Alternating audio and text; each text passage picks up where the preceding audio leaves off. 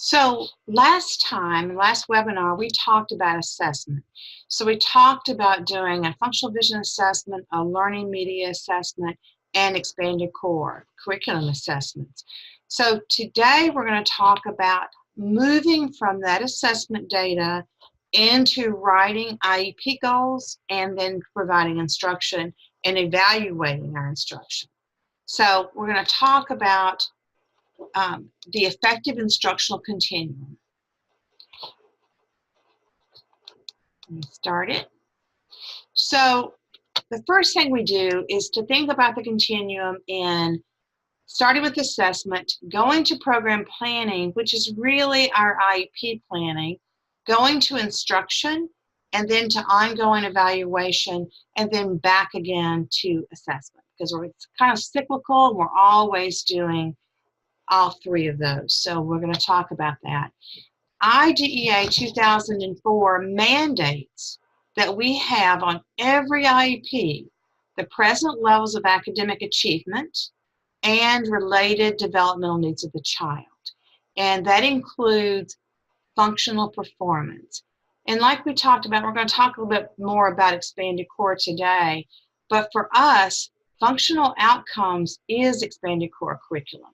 We have it framed so nicely by Phil Hatlen starting in 1996. So we've had the framework for a very long time. We have to have measurable goals that include academic and functional that are designed to meet the child's need that results from disability to meet general education. And we have to meet each child's other educational needs that result from their disability. So when we talk about, if you recall, a few years ago with No Child Left Behind, they started talking about highly qualified teachers. And everybody did this house, and it turned out that the research on that showed that it made no difference. So now what they've moved to is highly effective teachers, because we know that the number one indicator for student achievement is the quality of the teacher. A really good teacher can overcome anything. So there's two attributes of a highly effective teacher. That's pedagogy, that you know how to use effective instructional strategies, you have effective management strategies, you have classroom curriculum design strategies, you know how to collaborate, you're accountable. But then there's content knowledge.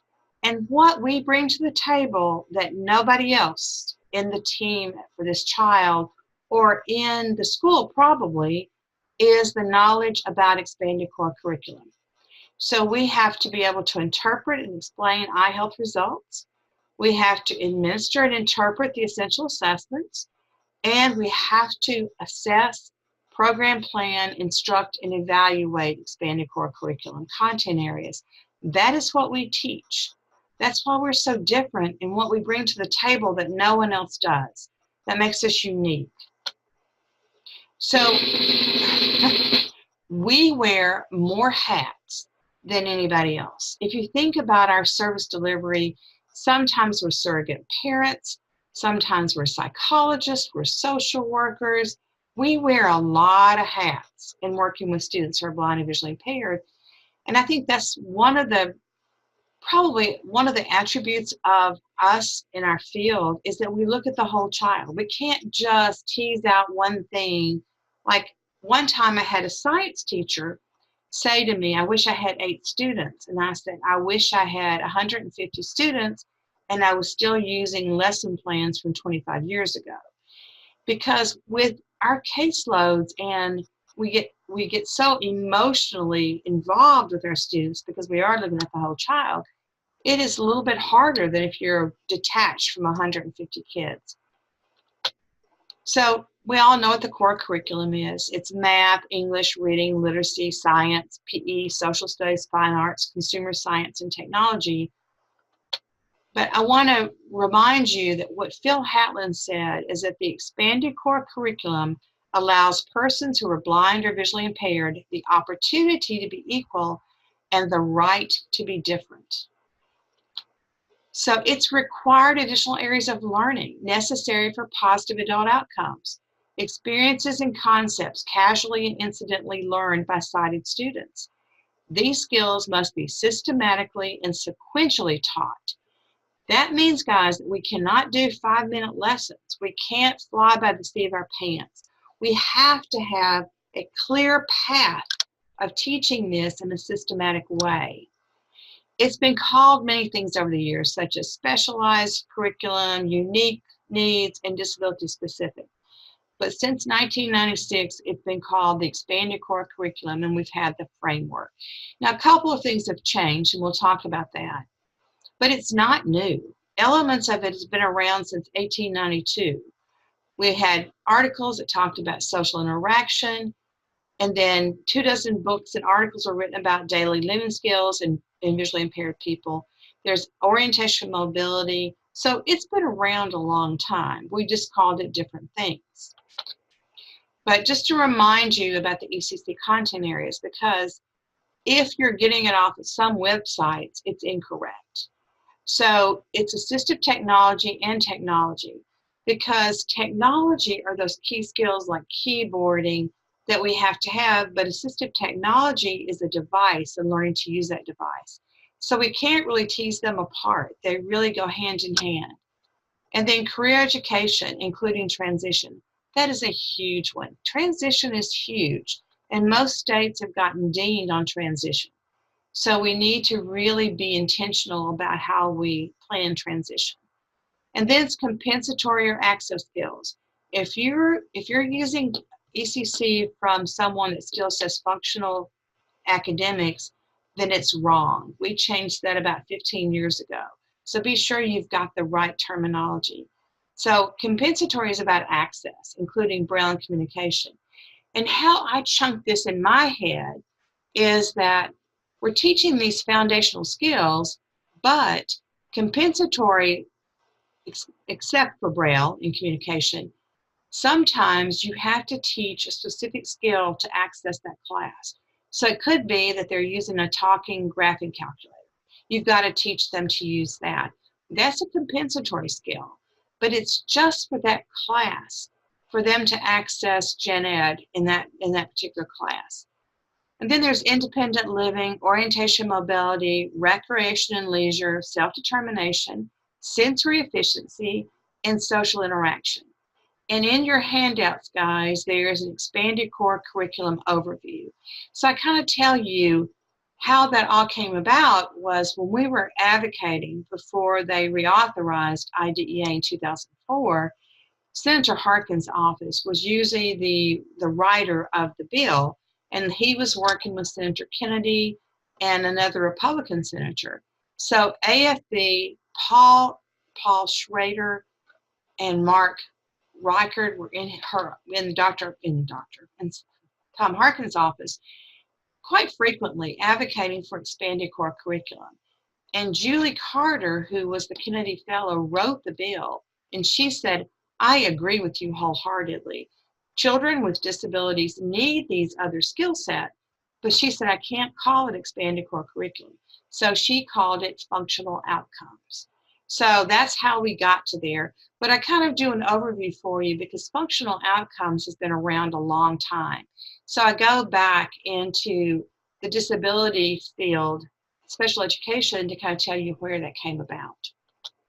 So assistive technology is a tool to unlock learning and expand the horizons of students. AT provides access to the general curriculum. But then technology is a curriculum area that's offered to most students as part of the general curriculum. It is included as some students may need technology skills at different times as their sighted peers are taught using accommodation. That's like keyboarding. Most schools don't introduce keyboarding until about 3rd grade, but for us, it's recommended that we start kindergarten, 1st grade, because so many of our kids can't read their own handwriting, and that's the way they're going to communicate, is to use keyboarding. So we just introduce it sooner. And a lot of kids, I mean, we're always starting with the Perkins Brailler because there is this kinesthetic experience with the Perkins Brailler, but pretty soon you're introducing an Apex or a Braille note or something electronic that's a little bit easier for children to use and has a lot more capability than just the Perkins. And then, of course, career education. These are the skills, I used to call them soft skills for employability. And now, because employment is such a huge issue in the field of disabilities, they're calling them essential skills. So they're not just soft skills, they're essential skills. And then compensatory or access skills. Again, those are skills for that core curriculum. Mastery of compensatory skills usually means that students have access to learning in a manner equal to that of their sighted peers. They say that AT levels the playing field, and for some kids it does, but it also includes Braille instruction. And Braille instruction, guys, is more than just teaching the code. It's helping kids read fluently, helping them with vocabulary, so you're kind of lessening the cognitive load. So it's a lot more than just code. And so many times I'll see, when I do studies across the country, IEPs that just have Braille instruction on there. Well, I want to know, what's the percentage of the Braille, the UEB code they know now? Are you working on fluency? Are you working on comprehension? What are you working on? Braille instruction is not sufficient for me to, or your administrators, to understand what you're teaching. You got to be sure that communication systems are in place. For our most complex learners, if there's not a communication system in place, they can't learn. They can't tell you what they've learned, and they can't gather information. And then there's, of course, handwriting and taped materials. In handwriting, everybody should have a signature. And independent living skills,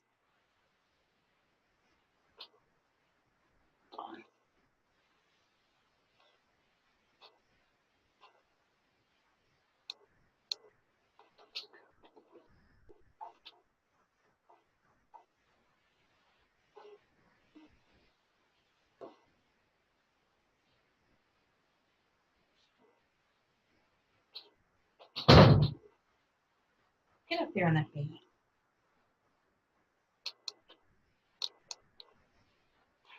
Consists of all the tasks and functions people perform according to their abilities in order to live as independently as possible.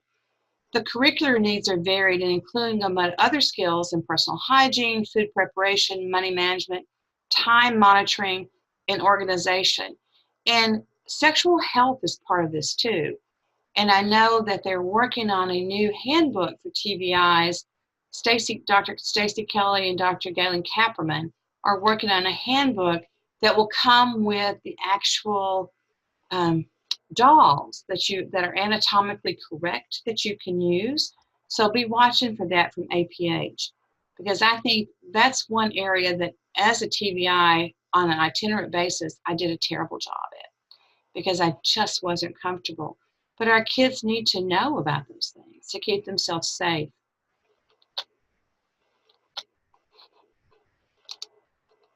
And then it's orientation mobility. This is a vital area of learning which requires delivery by teachers with specific preparation. I can teach as a TVI. I can teach human guide, I can teach trailing, I can teach search patterns and concept development, but I cannot teach cane travel. That would be unethical. So you really need to have someone who is trained in orientation mobility, teaching students to move around their environment and moving from basic body image to independent travel in rural areas and busy cities and unfamiliar areas. So rec and leisure. The existing core curriculum usually addresses the needs of sighted students for physical fitness through PE in the form of team games and athletics. Many activities in PE are excellent and appropriate, but they may need to develop rec and leisure activities that they can enjoy throughout their adult lives. Sighted people usually select such activities by visually observing them and choosing those in which they wish to participate. But we need to provide those adaptive PE skills, finding something for that child or that young adult to participate in lifelong. And that can be board games, that can be gymnastics, swimming, wrestling, so all those different things. And of course, the person who is the expert on recreation and leisure and adaptive motor skills is Lauren Lieberman. So her research and her books from APH are the kind of the ultimate authority on rec and leisure. And if your students have never been to Camp Abilities, you should look into it. Camp Abilities is a wonderful opportunity for students. And then, of course, my favorite area of expanded core, self-determination.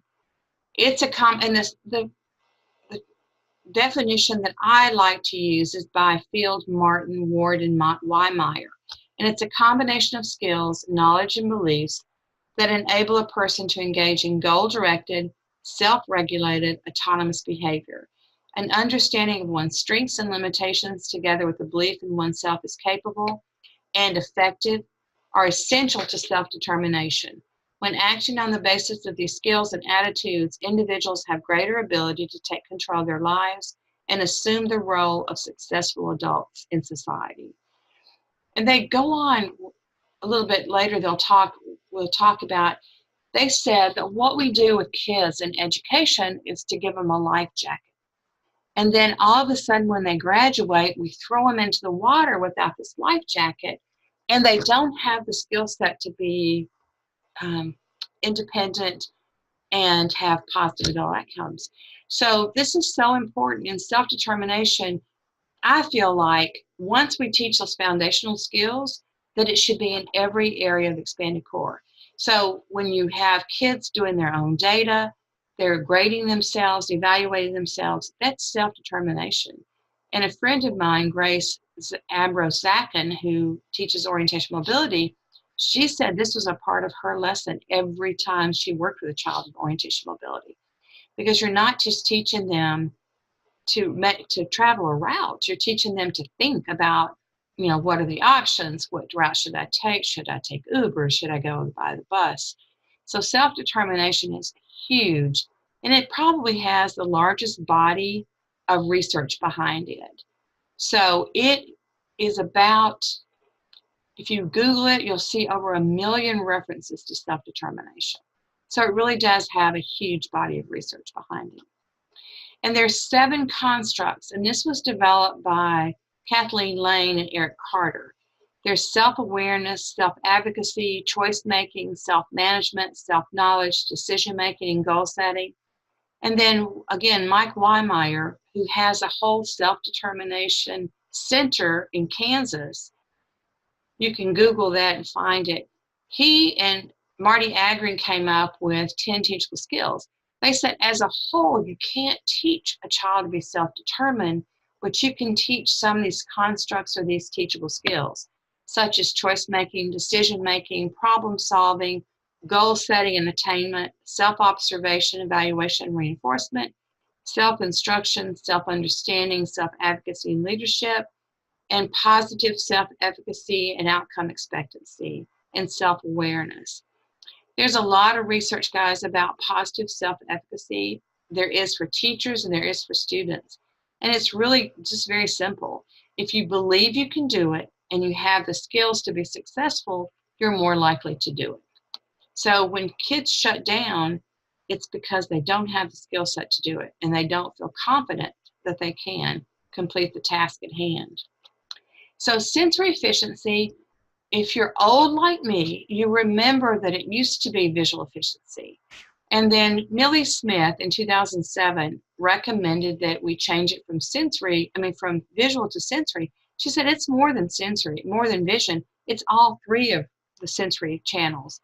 And so I had to take it to the National Agenda Committee, and it was like herding cats, but the whole group won, and it became sensory efficiency instead of visual efficiency. And it's a term used in the context of the ECC to refer to the functionality of each of the 7 sensory channels. Efficiency describes how well each of them receives, transmits, and interprets sensory information from sources in the environment. Any sensory channel can be impaired in a way that causes it to function less efficiently, thus compromising the quality of information gathered by it. When one sensory channel is impaired, the efficiency of other channels becomes even more important. Professionals serving learners with visual impairments need to ensure that sensory information is available to the maximum extent possible through all viable sensory channels. And interestingly enough, the research in the last few years has said a multimodality approach for all kids is the best way for learning. And it's just the primary learning modes are auditory, visual, and tactile, but there's secondary for complex learners. There's olfactory, gustatory, and proprioceptive and vestibular. And so visual is just, I mean, that's where we teach them how to use optical devices. That's how we use them, how we teach them how to scan the environment. And so with systematic training, most students with functional vision can learn to use their remaining vision better and more efficiently. Will we ever make up the difference in their acuity loss? No. But if they can use some of their vision for travel, if they can scan the environment with their monocular and figure out where they are in space, if they can use their handheld to read the regular textbook, that's what we want them to do, because that's better than using large print books. So auditory is interesting, especially if you're using evals as an assessment tool. It really takes you from that awareness that there is a sound in the environment to listening to learn. So you moving them along that continuum to more complex learning. Because I would say most of the students in college are reading everything auditorily. They're not using Braille books. They're not using Braille materials. They're listening at about 300 words per minute to keep up with the reading and the materials. And tactile is the same thing. Awareness that there's something under your fingertips to being able to understand complex tactile graphics. So that's why all of this is so important, especially now when most of the materials have so many different charts and maps and things that students are going to have to read as a tactile graphic. So social interaction skills, that most students have learned their social skills by visually observing other people and behaving in socially appropriate ways based on that information. But our kids, I don't know if you've had students who would pick their nose in class because they didn't know other kids could see them because they couldn't see anybody else. So it's teaching them those social skills, and we have to facilitate those relationships in the classroom because it doesn't just come automatically. It's not intuitive. Our students are not watching other kids interact and make friends. So we really have to be a conduit to make sure those things are happening. And the research by Sharon Sachs is that social skills are better taught by peers and not by teachers. So having a small peer group is probably more effective than having you as a TVI teach that. The skills included in the expanded core are essential for positive adult outcomes. They require time to teach, and the need for them does not diminish with age or competency. At this time, no single simple method assures students of accessing both the general education and the expanded core curriculum. The TVIs and orientation mobility specialists should be responsible for the assessment, instruction, and evaluation of the ECC.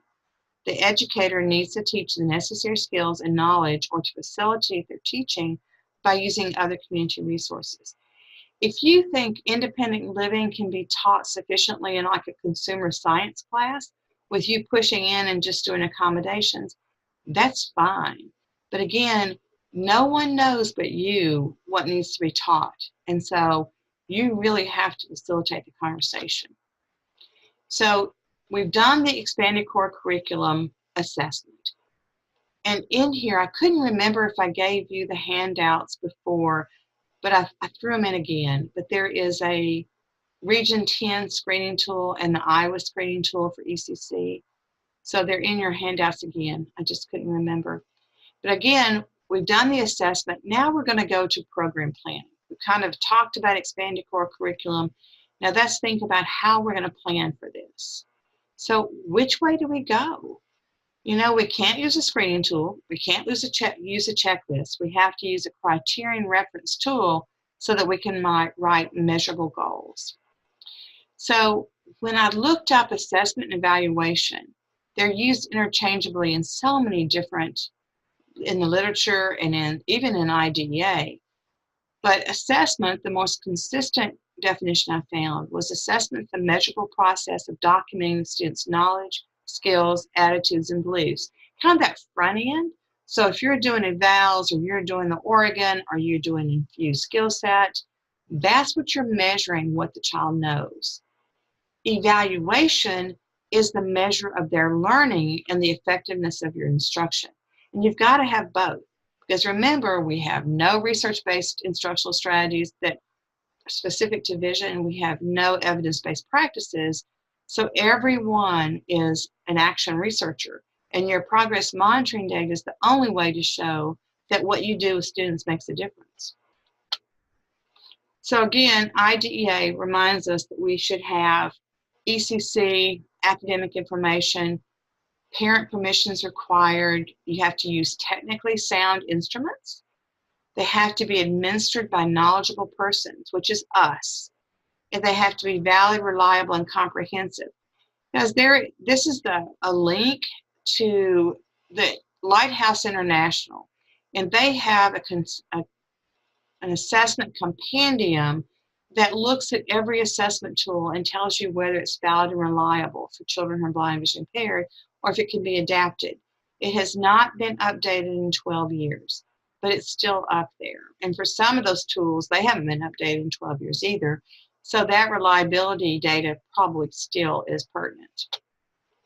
So we have to have a statement on the IEPs of the special education related services and supplementary aids. We have to be able to advance it towards attaining annual goals. That the student has to be involved in and making progress in the general education. And the only way our students do that, guys, is from our accommodations from the FBA and the LMA. They're supposed to be educated with and participate with non-disabled peers. But as I teach a special purpose school too, I'll remind you that it's part of the continuum. Special schools, like Schools for the Blind, are part of the continuum. And sometimes that is the least restrictive environment for students because they cannot get the services they need at public school. We have to have appropriate accommodations for participating in the state or district-wide assessment. Again, that comes from our FBA and LMA. It's huge. So that's really important.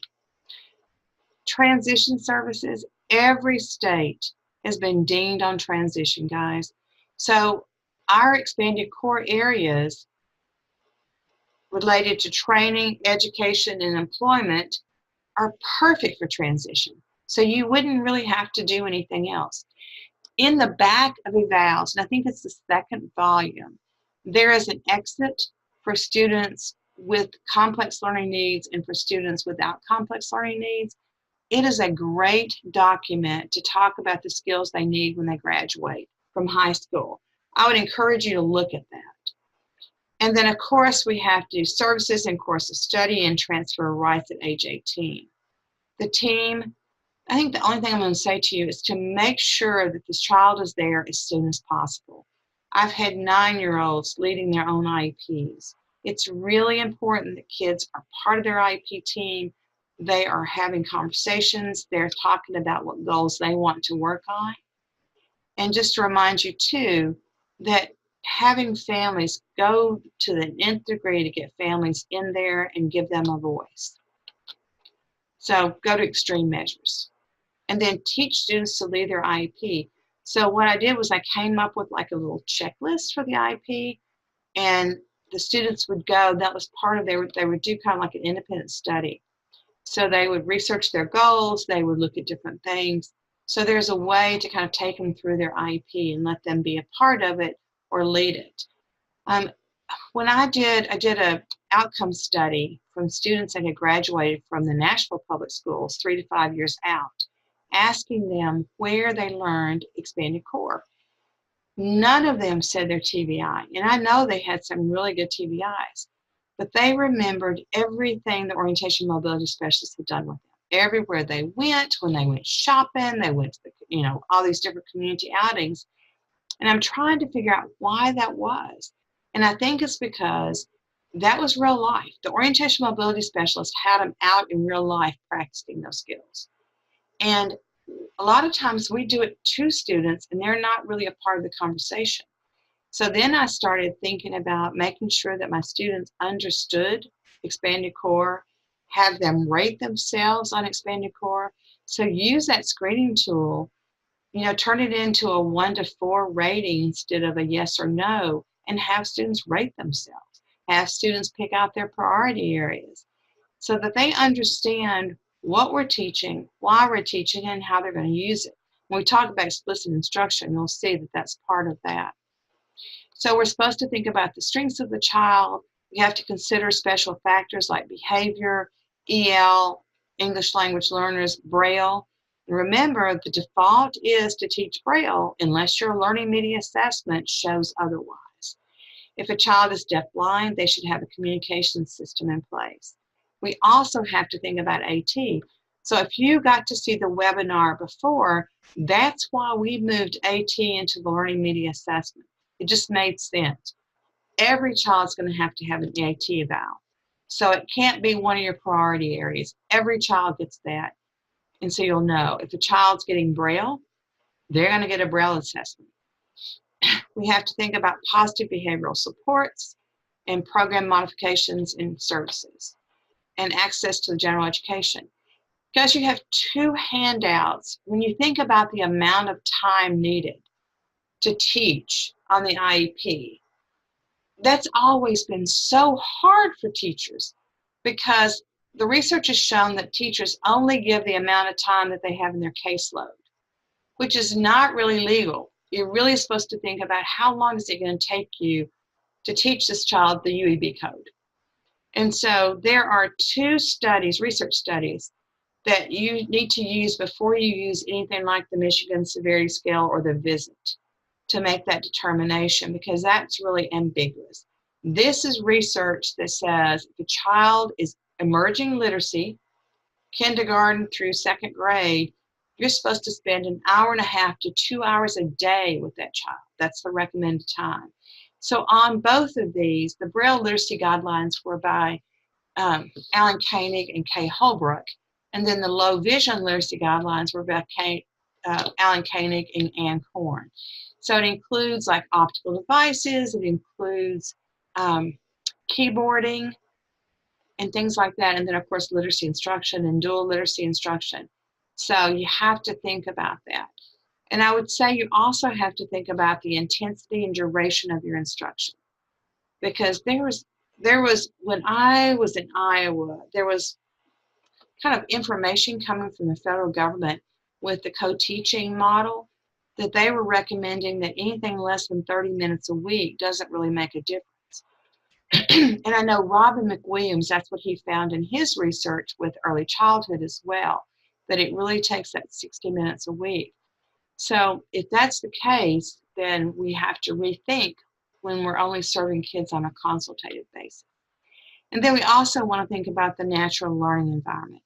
Because if you're teaching kids to fold laundry, you're not going to teach that in your classroom and think it's going to transfer over to real life at their house. So we have to rethink how we teach things. Maybe that's something we teach the family to do at home and they do it at home. So just to remind you that collaboration, I've been using that word instead of consultation because it's a little higher level of communication. It means to labor together or work jointly, especially in an intellectual endeavor, to unite and pool. So that means that you're not giving pearls of wisdom and walking away, that you are truly working with the team, collaborating about this child, implementing strategies to see if they work. If they don't work, you come back together and you just brainstorm a different method. So with collaboration, everybody has a delineation of role. There's a framework for structuring the roles. There's an evaluation for the assessment of the outcomes and preparation for the roles. Remember what Helen Keller says, that alone we can do so little, but together we can do so much. Collaborating teachers can be very effective catalysts for learning by finding multiple resources in and beyond school facilities and matching them with the students' interests and needs. I love this. An ancient proverb counsels us that a child's life is like a piece of paper on which every passerby leaves a mark. So we want to be sure we're leaving a good mark. We're doing the right thing for students. So program planning. One of the things you have in your handout is a deconstructed measurable goal matrix. I came up with a measurable goal matrix, and Anna Swinson wanted to use it in her latest Braille book, but she didn't understand it. So Jonathan Hooper, who is a TVI in Manhattan, he deconstructed it. And so that's what she put in her book. So you have that as a handout just to remind you of how to write a measurable goal. Again, you can't write a measurable goal if you haven't used a criterion reference assessment tool, such as evals, Oregon, or GANTS, or Infuse Skill Set. So you've got to have some kind of criterion reference to write a measurable goal. You can't use a checklist because that doesn't give it. It's not a true assessment. It won't give you a measurable goal.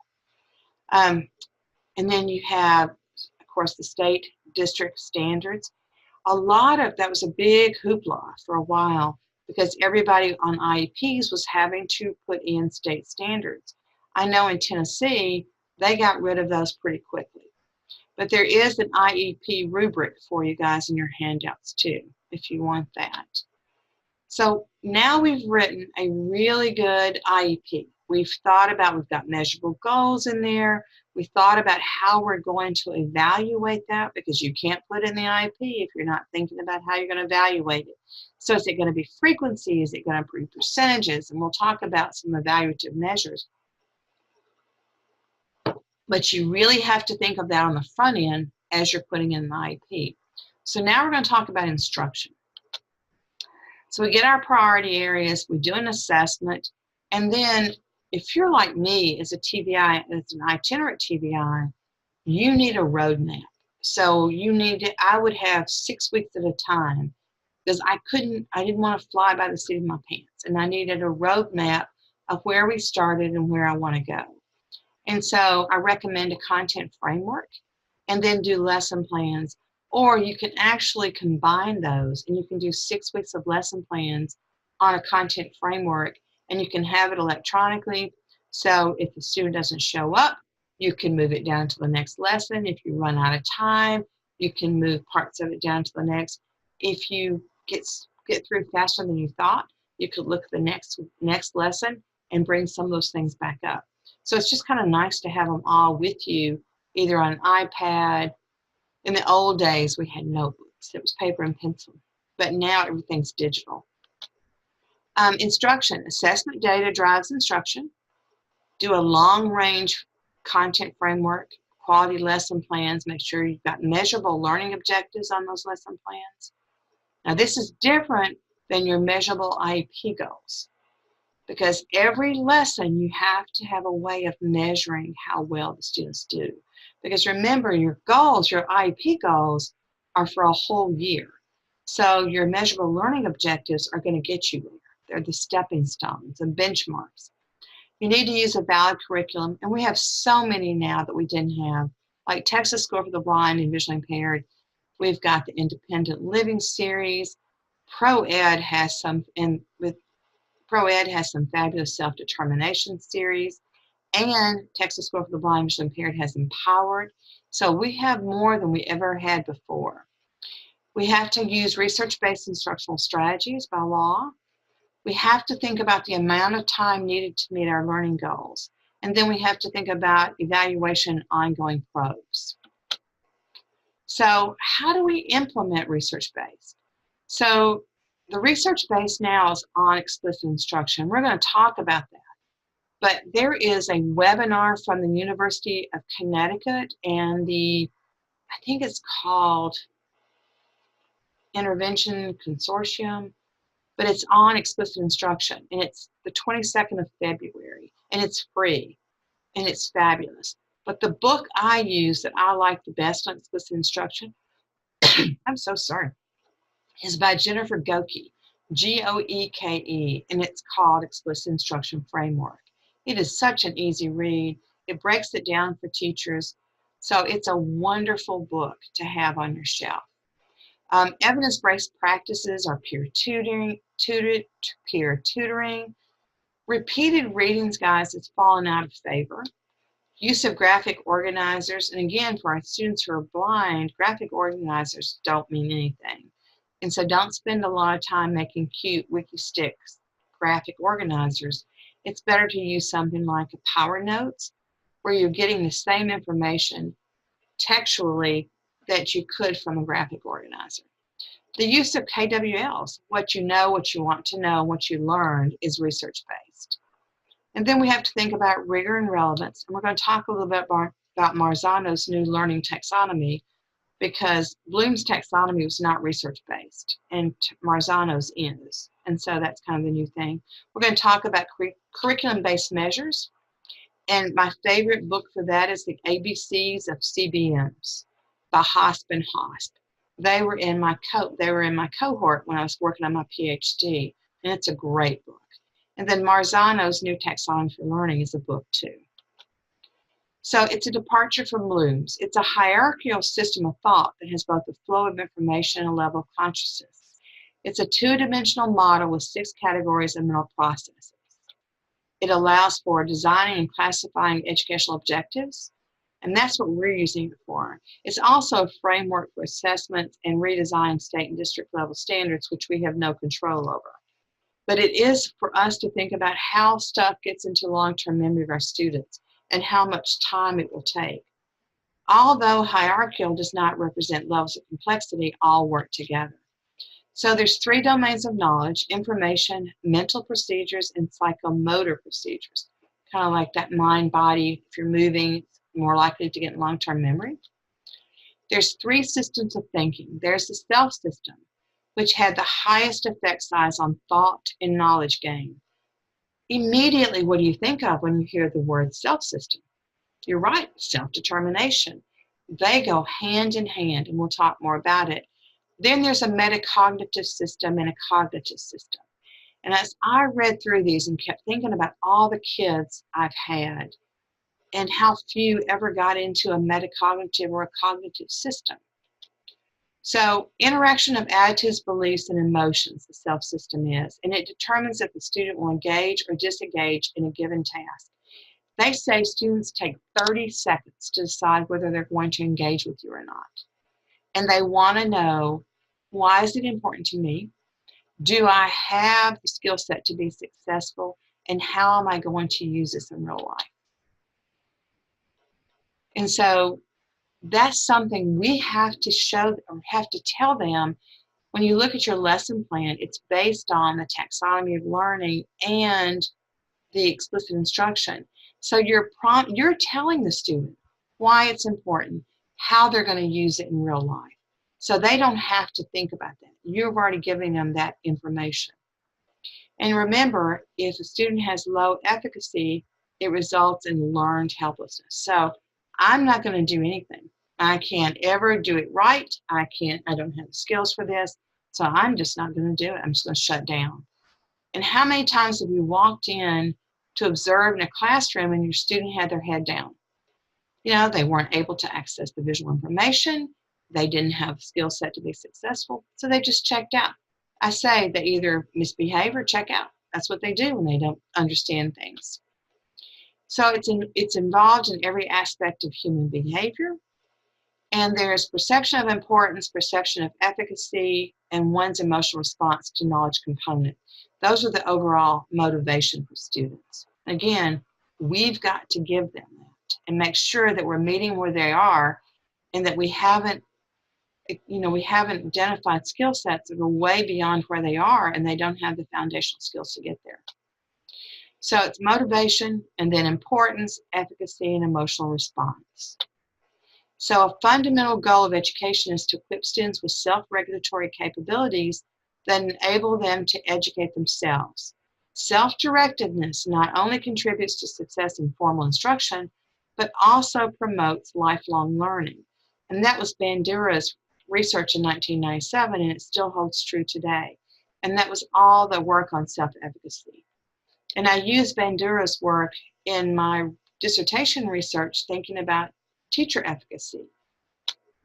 So once a student has decided to engage, the metacognition system helps to establish a learning goal.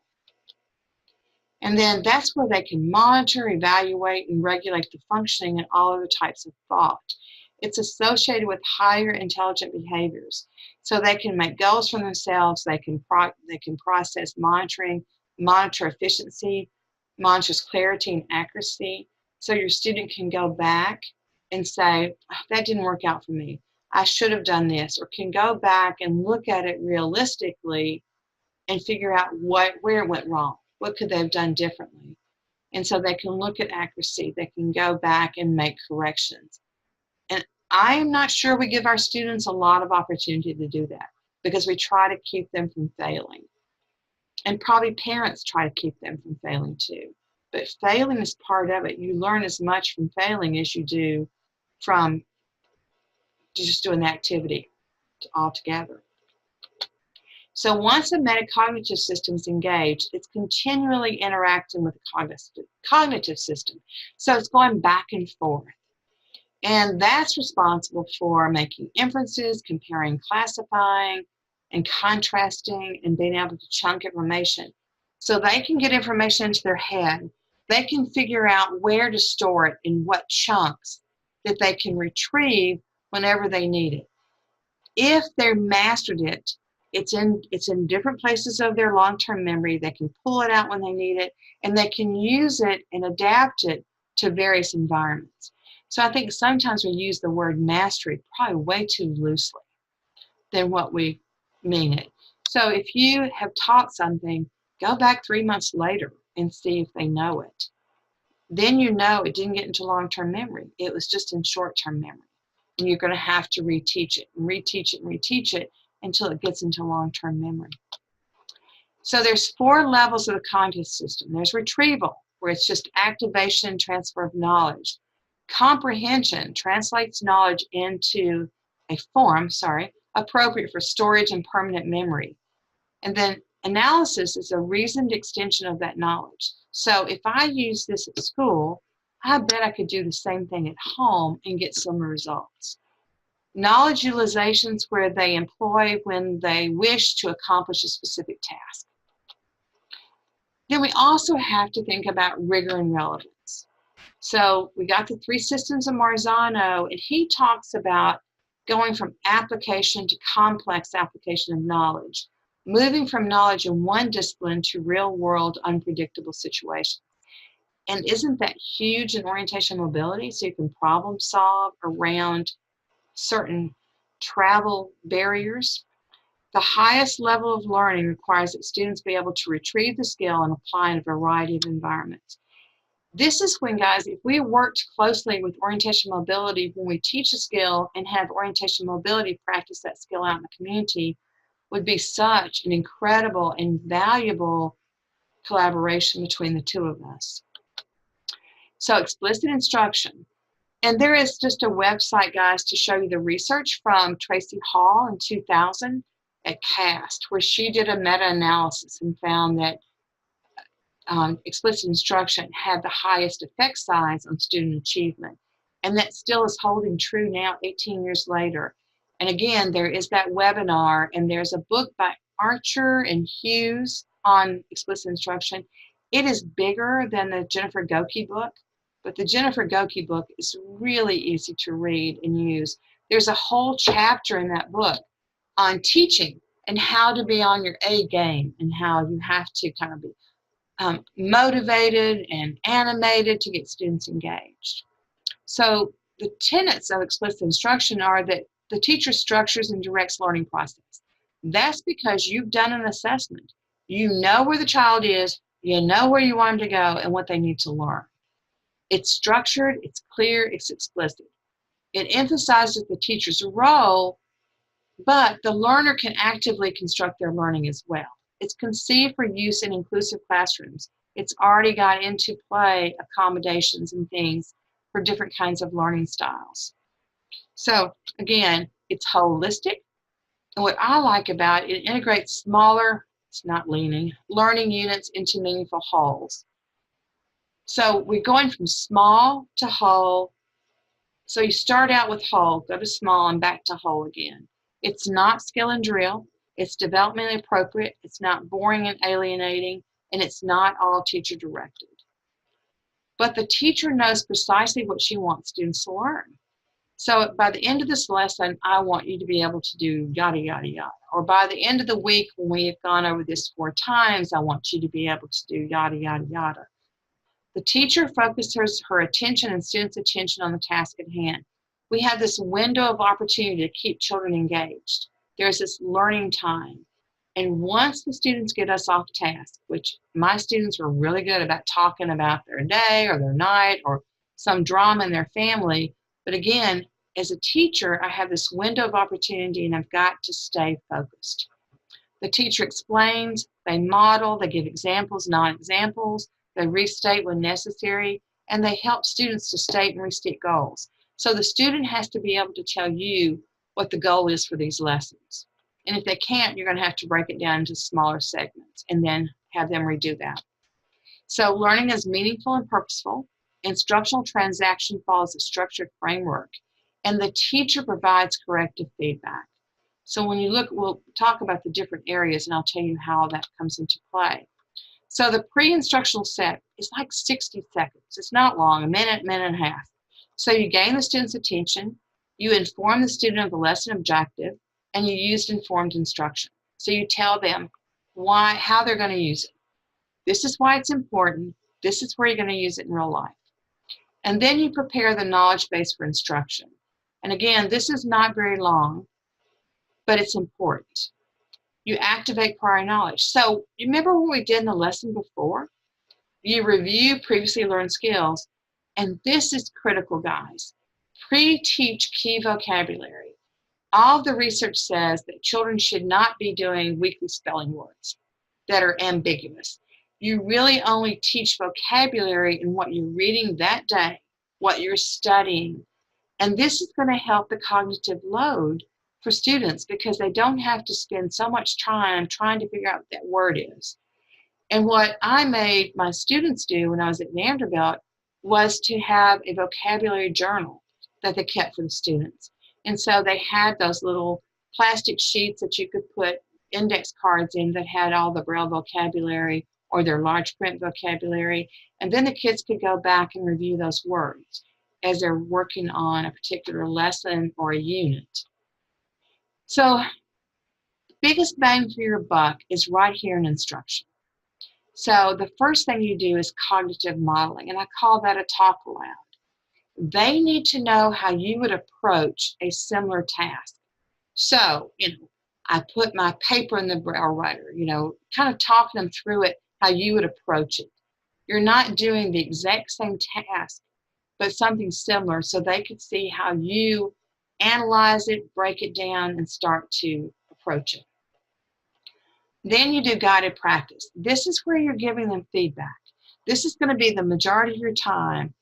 And in some places they call it I can, we can, you can. And so I can is your cognitive model, we can is your guided, and you can is your independent practice. You don't need a lot of time for independent practice. The majority of your time is going to be in guided practice, so you can give them feedback as they're doing it. So as they're making mistakes, you're helping them correct those mistakes on site immediately.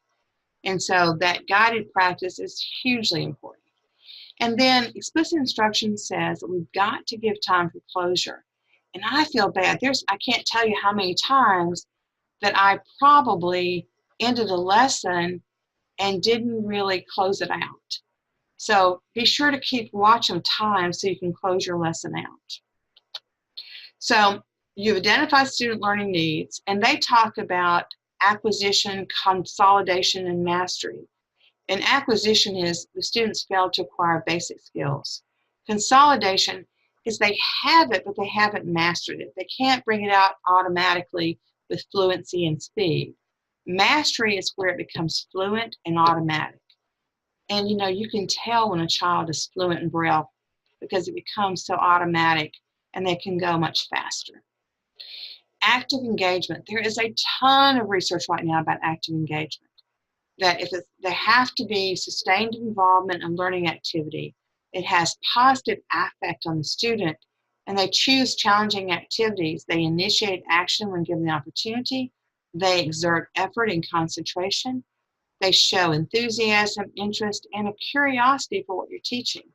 And it's really associated with deeper metacognitive and self-regulatory strategies during the learning process.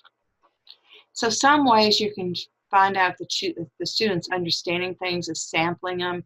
You can have like a red-green card on the table. They can hold up their thumb. You can do as an exit ticket to find out what they learned. In class, what I modeled was I had all the students do a 1 to 5 Likert scale on the learning objectives, about how well they met the learning objectives, and then to tell me one thing that they remembered from the day that was really important to them. So different ways you can find out what the students are learning. And so I think we already talked about that.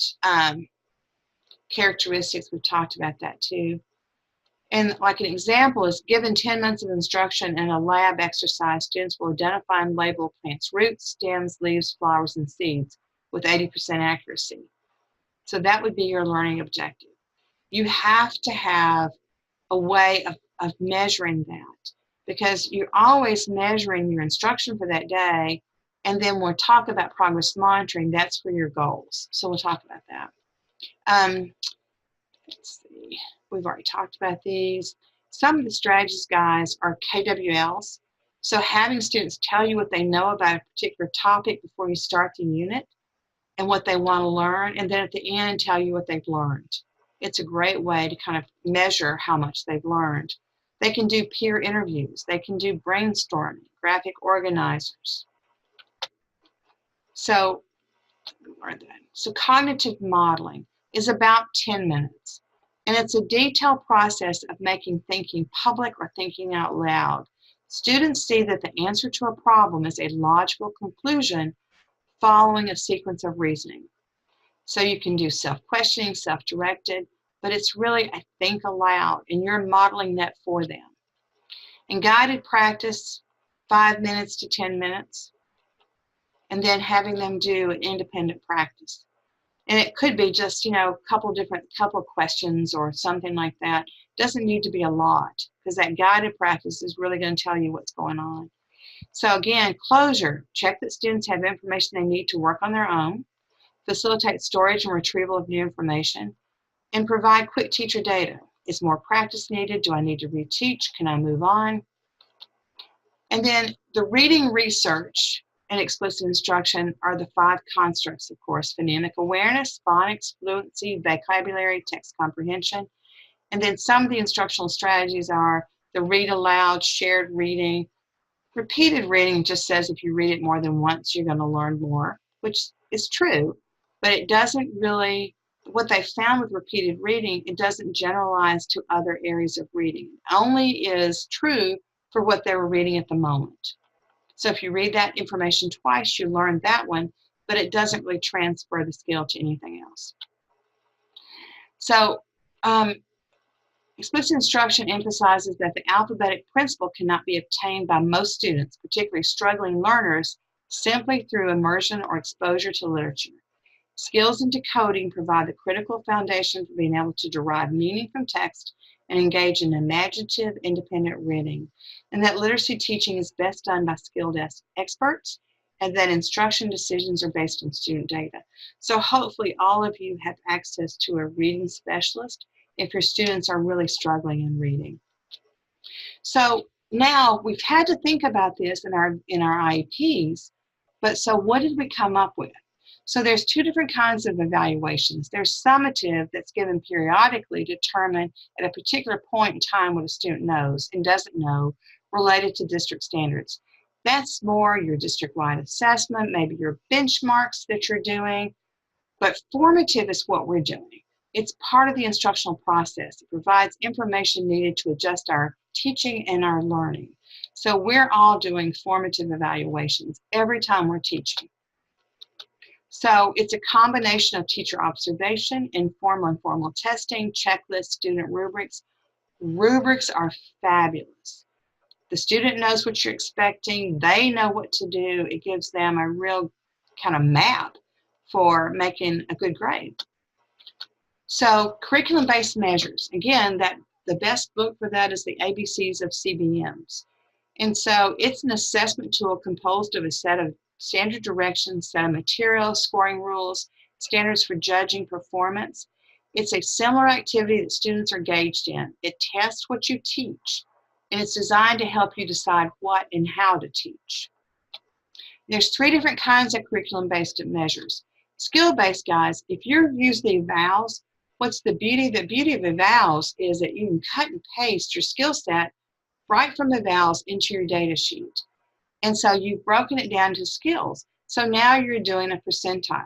So if you're teaching like well, we'll talk about hand washing next. But if you're teaching a particular skill and there are 4 or 5 or 10 skills within that, then those are your percentiles. So you've got, the student knows 3 of 10 skills. So they know 30%. So you're working for all 10 skills, and that's your skill-based measures. Mastery measures are where you have to break that skill down into sub-skills, such as within the context of a routine. So you've got the steps of a routine that the child is doing. You know, who knew that it was 31 steps to washing your hands? So mastery measures is a task analysis of that skill, breaking it down into small, doable steps for our complex learners. And then they have general outcome measures. It's the same thing as progress monitoring. So we're not going to talk about that. We're going to talk about progress monitoring. So again, skill-based measures you can get from evals. Like alphabet words, there's 24 of them. So you could put the data mastery and you would have those on a chart. Mastery measures, hand washing has 20 sub-skills. But there's a great resource, guys. It's called the Independent Living Activity Routines from Texas School for the Blind Visually Impaired. And they have like 36 different activities that they've broken down for you, and they've already done the task analysis. So you can do that. You can use those as your mastery skills when you're introducing a routine. I had to tell you, one of my student teachers was working on a toothbrushing routine. And one day she forgot to put the top on the cap on the toothpaste. And the child reminded her of that. And I said, okay, he's learned his routine. I think you can move on to something different now. If he's reminding you of what the steps are, he's got it into long-term mastery. So IDEA talks about progress monitoring and requires it. So it answers the question, is the student making adequate progress towards IEP goal? It used to be that they wanted you to do a probe weekly. Now they're saying that it can be 2 weeks, 2 to 3 weeks, and yet still be effective. So you don't have to do it weekly. Because one of the things, if you're serving a child weekly, how are you going to do a probe? So you could wait a couple of weeks and probe for the 2 weeks before you start your other lesson. So you have to think about how you're going to probe on that. It's a tool to determine progress towards a goal. It's a visual picture. It's not a chart, simply a chart of numbers or an intervention. And again, here's an example. In 20 weeks during literacy instruction, John will be able to orally read the 3rd grade class Braille materials fluently at 40 words per minute. And that should read 40 correct words per minute. But if you think about how you're measuring that, guys, you've got the number of Braille contractions known. You've got hand movements. Are they using a scissor movement? Or is he using a parallel movement? Or are they using one finger? You've got to know how many words per minute they're reading. Are they reading with inflection? And are they reading with comprehension? There is so much to unpack in that one little goal on how to measure that. So you develop charts. The horizontal axis represents the date, and the vertical axis represents the dimension of the behavior recorded. Whether it's frequency, it's a percentile, whatever you decide to do, you know, you're probably, for a lot of our complex learners, we're also going to have prompting. So we're measuring not only the mastery measures, but did we have to do hand under hand? Do we have to do a verbal prompt? So you're kind of measuring, did they do it independently or where there's a prompting required? So other types that you can do is product-oriented. So students have, at the end of your unit, a portfolio that you can grade. They can take that home to their families and show them, and it gives you something concrete as an artifact to measure. There's anecdotal records, because sometimes you're taking note, well, you know, Johnny was sick today. The reason he didn't make any progress on the skill is because he just didn't feel good. Or he's been out for 3 weeks and we've kind of fallen back and now we got to make up this time. So using a portfolio, rubrics are fabulous for this. And a rubric's an authentic tool to evaluate students' performance. It's a scoring guide. It's easy to explain and use, and it's based on a set of standards. And if you guys use rubricsforteachers.com, you can make your own rubric there. There's a lot there that you can choose from, but you can also create your own. Marzano states that there are two kinds of rubrics. Again, you can tell I love Marzano. He said there's informational, which is a content rubric, and process and skills, which is the quality rubric. And that's a lot of what, if you looked at the rubrics when we talked about assessment, it's the same thing. There's one on the earubric.com website that's a content rubric, holistic, and then there's the quality rubric with the 0 to 4. So he says that you can do this learning goal scale rubric for anything you're teaching. So a 4 is if they give you more that you beyond what was taught, and they just gave you more than you asked for. 3 is there's no major errors. They went from simple or complex, what they're explicitly taught, so they gave you everything you asked for. 2 was no major errors regarding the simpler details and processes, but major errors are missing or omissions regarding the more complex ideas and processes. And then 1 is with a little bit of help, they got some of the detail, and 0 just means that skill set was way beyond them. That was something I did wrong. It was not a skill that they could do. They didn't have the foundational knowledge to build on it. So when we think about one thing's for sure, if we keep doing what we're doing, we're going to keep getting what we're getting. In your handouts, guys, there's also a lesson plan in there if you want to look at that. And it's got all the prompts for explicit instruction in there and a data plan for your evaluation measures. And so it kind of makes you think about your baseline data, your ending data. So that's in your handouts if you want that. There's also an explicit instruction checklist from the Archer handbook just to remind you of how to do explicit instruction. So those are all in your handouts. So I look forward to talking to you for one more video. So I will talk to you soon. Thank you.